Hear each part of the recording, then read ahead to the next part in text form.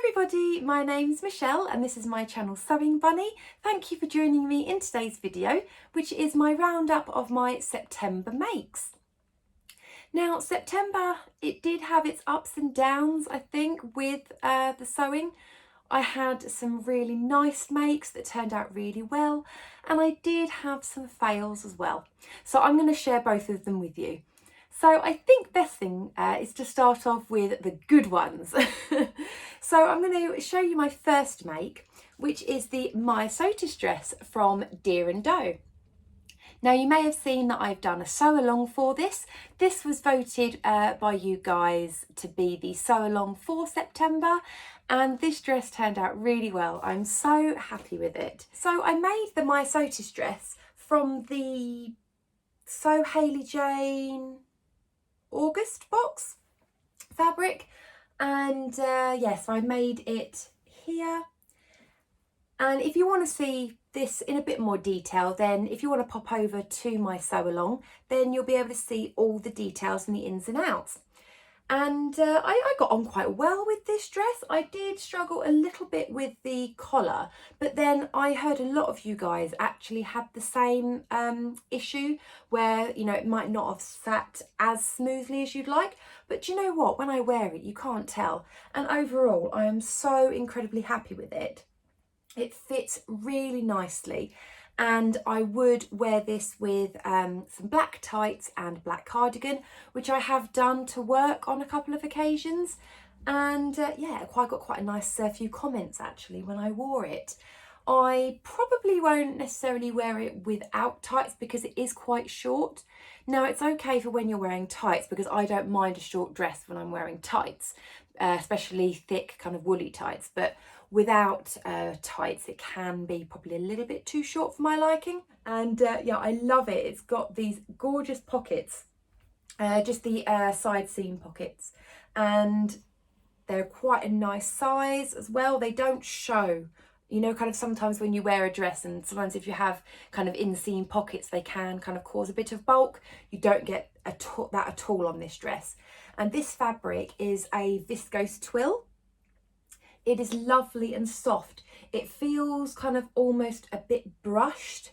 It's just lovely. But I'm not sure, and I don't know, but I have washed it and I'm not sure if you can see, but it's starting to get kind of some bubbles on it. I'm hoping that that's not going to get too bad, but I may just have to be a bit careful, I think, when I wash this in future. Now, when I was filming my twirling around, if you'd seen my sew along, I'm going to have to let you in on a little secret, because I told you guys that I'd bought myself a lovely brand spanking new phone so that hopefully the video quality would be better on my videos. And I'd had the phone a week, and when I was filming my twirling, the wind caught my tripod. I have a lovely cracked screen on my phone now. It doesn't interfere with the camera or any of the buttons and things like that I press, which is fine. I've just got this really annoying crack. So yeah, I was quite angry at that when that happened, but I just thought I'd let you in on that. But yeah, this one overall really successful make. Okay, and then next up I'm going to show you my Pattern Union Phoebe Flounce and Maxi. Now this pattern, you may have seen, I've already done a review video, so if you haven't seen that, check that out and you'll be able to see it a little bit more in depth, and you'll see what went right and what went wrong with that one. It all worked out beautifully in the end, but yeah, if you want to see more of that, then have a look at that video. So Pattern Union very kindly gave me the pattern in exchange for a review, which I think is a lovely idea for pattern companies to do, because it kind of works in both our favours. I get content for my channel and I get to share my review and my thoughts with you guys, and then Pattern Union also get a little bit of spotlight on them just in case you hadn't heard of them. So I was more than happy to do that, and here it is. And I got this, fabric from, it's not staying on the hanger, need to get better hangers. I got this fabric from First for Fabrics, and it is a viscose linen look. and it is in this beautiful navy. And I do love this colour because in the sunlight it looks really, really pretty, like a really nice rich blue. And on camera, I think, yeah, it's kind of showing quite well. It's kind of, it kind of looks a bit greyish blue here, but in the sunlight it looks really, really pretty. And I've teamed it up with these buttons. Now, you may recognise those buttons because I made my Gilbert top out of these buttons. I didn't make them out of the buttons, you know, I added the buttons onto my Gilbert top. And I didn't actually mention on my my Sotis dress, these buttons are actually, if I can take one off, you'll see behind there, they are actually, again, those same buttons. But what I did is I just put them the wrong way around so that it would look like white buttons. So yeah, I finished off the dress with those buttons. So I've got good use out of all of those buttons. And the top section has this lovely little flounce on there. And it's also got these neckties that you can have loose or you can tie up in a little bow. And there is bias binding on the inside. I didn't have blue bias binding, so I just used black. And also where the flounce sits, if I open that up, you've got a kind of a sleeve section, and I have done bias binding on that as well.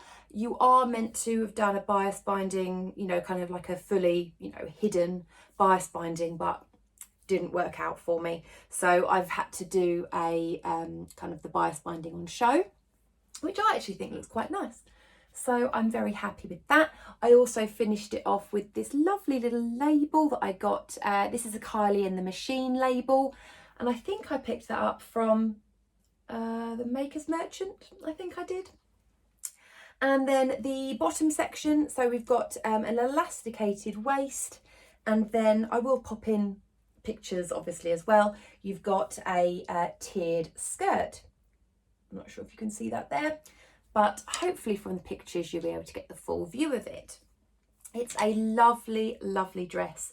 I haven't had much of a chance to wear it because we have unfortunately got some rainy and cold weather here in the UK at the moment, but I'm hoping that I should be able to get maybe at least some wear out of it when we have some slightly milder days. I don't think it's something that I can really necessarily wear with tights, but I'm sure that I will get lots and lots of wear out of this very soon, even if it does have to wait till next year. But I love this dress, it's so pretty. And I just think it's quite me. I do love kind of the simpleness that it kind of gives off in the plain colour, but yet it's got all the bells and whistles with, you know, kind of the flouncy bits and the tiered skirt and the funky buttons. So yeah, I really like that one. Okay, so now let's get on to the fails. I wanted to make the named kilo jumpsuit, as you may have seen from my September plans video, and I was so excited to make this. As soon as they brought out the jumpsuit version, I was all over it. I was like, yes, I want to make it. I loved how it looked, and I had all this lovely thing going on in my head of how nice it would look on me. And I picked out some fabric, which was this polka dot viscose jersey, and I started sewing it up.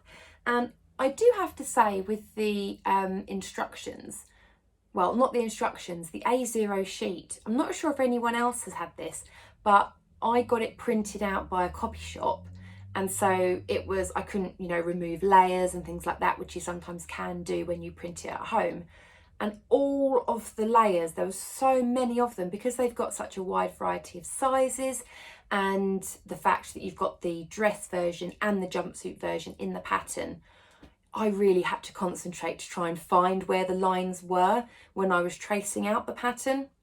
I'm so glad that I traced it out, because I think if I'd cut it out, then yeah, I probably would have cut it out wrong. I did have to redo a few lines every now and again. But anyway, I got there in the end. And I sewed it up. If I can, it's such a massive wad of fabric this is. I think it takes like 3 meters, I think, to cut. Where is the top? So here it is.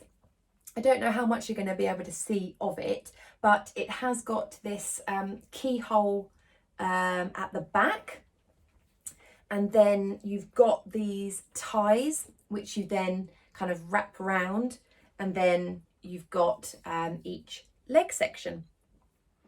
So when I was sewing this up, it started to come together really nicely, but the more I was kind of looking at the fabric and how it was kind of reacting with when I was sewing, I was getting lots of kind of like white coming through. And I'm not sure if you're going to be able to see it here, but can you see, like here, when I was kind of sewing, you could just start seeing quite a lot of white poking. And then the more I kind of was sewing it up, the more I was thinking, I don't know if this is going to work. But I put it all together, tried it on, and yeah, the fabric was just not suitable for this, unfortunately. It is a little bit too sheer for the make. So what was happening is, say I was stretching my arm out, because I've got the sleeves, this section, as soon as I was stretching, would just go white. And, you know, if I was to bring my arms together at the back, again, you'd just see kind of like white poking through. And it was actually quite see-through. So as it was stretched kind of over my chest, you could actually kind of see through it a little bit as well. And it just didn't make me feel comfortable at all. I would not be comfortable wearing that outside. So unfortunately, this one, it was a fail. I didn't finish off the hems on the sleeves or the legs of the trouser section. And there is also a facing there as well, which I haven't really kind of ironed down or anything. I mean, you can probably see there. Can you see how white it turns? It's not suitable at all. And it's just, yeah, it's such a shame, because I really was so looking forward to wearing this. And the fabric, as I say, it came from the Maker's Merchant. I buy from the Maker's Merchant all the time. It's one of my favourite fabric shops. I have never experienced any bad quality fabrics. And I wouldn't even say this is bad quality, because it is lovely. It's just, as I say, it's just not suitable for the project. And I did get it in the sale as well, so maybe that's why they put it in the sale, possibly. But anyway, it's done. So this is now going to be a very luxurious pair of pyjamas. So yeah, I'm not going to waste it, because, you know, at the end of the day, I've spent time making it. But yeah, it's just going to be a little lounge set, I think, for just around the house. It's nice and cozy. It looks very nice, but yeah, just not for the outdoors, unfortunately. And then on to my final make, which is the Luna tank by Helens Closet. Now this is a super easy, super straightforward sew. After I had that mess of the sewing fail before, where I just couldn't wear it, I was like, yep, this one, nice and easy, nothing can go wrong. How wrong I was. So I am wearing the Luna tank. And I will go on to this one in a little bit, because some of you viewers may notice that I said I was going to make this in a red jersey. Now this is exactly the same type of jersey that was the red version, but the red version didn't work out at all. So it is a very slippery, slinky jersey. Let me just get the remnants of the red so that I can show you. So this is the jersey that I wanted to use initially. Lovely burgundy colour, but I'm not sure if you can see here just how slinky this is, and how kind of it's got like a sheen to it. So it is incredibly slippery, yet grippy at the same time. I don't even know like how to describe that, but it moves about so much. But then when you're putting it through the machine, it kind of almost creates almost like a bit of static, and just like to stick to the side of the sewing machine as you're trying to push through. And I made my first version out of this one. And when I was doing the neckband, I was doing it all on the overlocker, and I was pushing it through, and I mean, I've done so many jersey neckbands before, and I'm always really careful with how I stretch them and that they lay flat. And when I pulled it out, I'd realised that it had just twisted so badly as I was pushing it through. I was like, oh, well, that's not very good. So I took off the neckband. I did actually cut it off because, you know, it was just a disaster. There was no way of me salvaging it. So I cut out another neckband, but then I didn't actually account for the fact that I'd already sewn and cut off some of the seam allowance as I was sewing. And so the neckband that I then put on was too short, and yeah, it just ended up with puckers everywhere. It was all bunched up and horrible, and I just got angry with it and went, no, that's gone. Not doing anything with that one anymore. And then I decided to go, no, I'm going to stick with it. So I've got this green jersey, exactly the same composition of this. I bought them both at the same time from Minerva Crafts, and I cut out the green because I didn't have enough. I was just short of this one to make another one, and I made it in the green. I will insert some pictures of me wearing it here, and also I did a little slow-mo video on my Instagram which kind of just shows how lovely and floaty this is. I will take off my cardigan to show you a bit more. So you can see here, it is not perfect. I'm happy with it, but it's not perfect. You can see it's still quite bunchy where I've put the neckband on. It doesn't sit really flat. And because the fabric is so clingy, it doesn't sit beautifully. I will stand up and I'll just adjust the camera so you can see it full length. So I'm going to cut off my head in this section, but here it is. And you can see how floaty it is. It's lovely. And if I can just stand up a bit more, you can see there, it hasn't actually got a finished hem. I'm wearing a little green cami top underneath.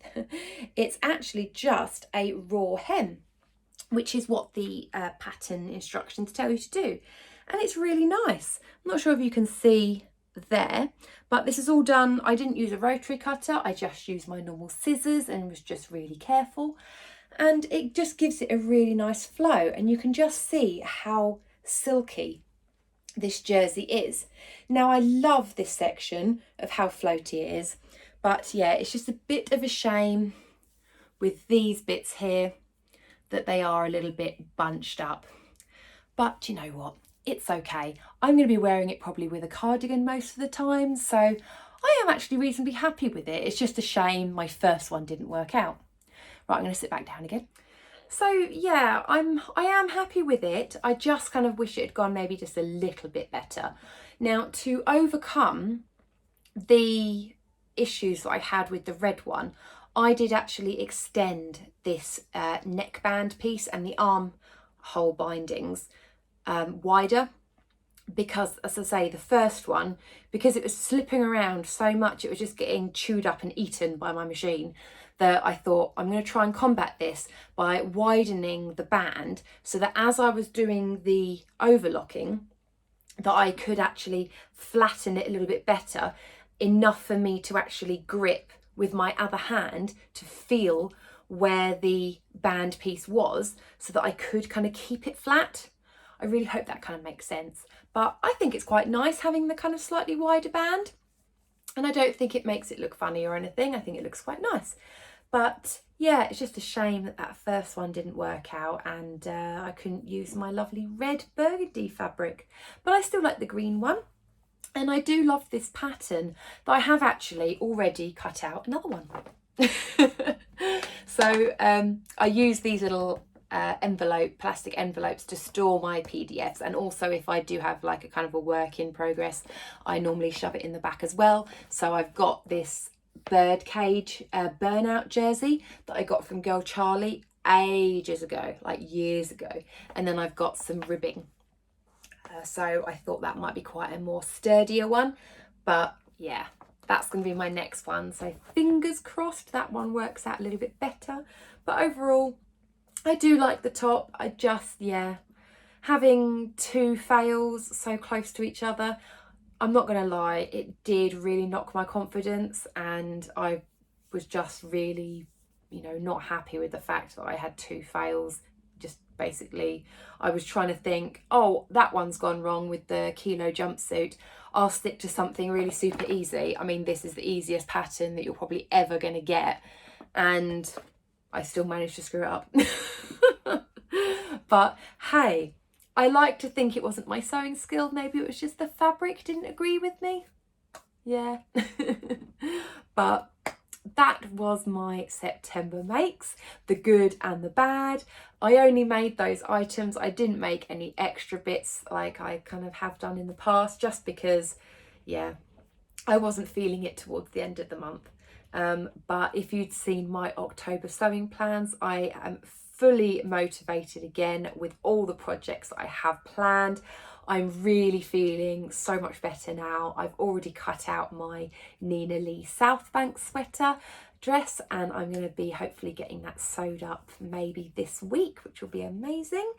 And yes, I really hope that you enjoyed seeing my September makes, the good and the bad. And I will see you all in my next video. Thanks again for watching. Bye.